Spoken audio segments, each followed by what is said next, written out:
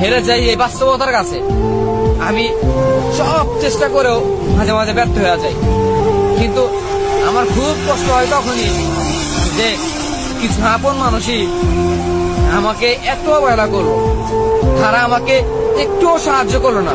তারা চাইলে একটু সাহায্য করতে পারতো, তাদের একটু সাহায্যে আমি সফলতা পেতে পারতাম। কিন্তু আফসোস, আমার খুব আফসোস, আমি কারো সাহায্য পাই নাই। না পারলাম আমি এই জীবনে সুন্দরভাবে লেখাপড়া করা, ভালো একটা রেজাল্ট করতে। না পাইলাম আমার প্রিয় মানুষটার কাছে দাম, না এই সমাজের কাছে দাম, আমি কোথাও দাম পাই নাই। দিন শেষে আমি আমার কাছে খুব পরাজিত। আমি একজন হেরে যাওয়া মানুষ। আমি শত চেষ্টার পরও ব্যর্থ হওয়া একজন মানুষ।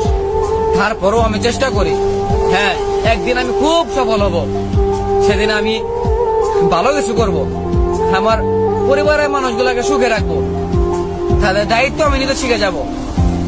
হ্যাঁ, এমন স্বপ্ন আমার না, আমার মতো প্রতিটা ছেলে মেয়ের আছে। কিন্তু ওই যে কিছু কিছু মানুষের সাহায্য ছাড়া মাঝে মাঝে সফলতা মানে হাতের কাছে পেয়েও সেটা আর পাওয়া হয় না। সেইগুলোর জন্য খুব কষ্ট লাগে, খুব।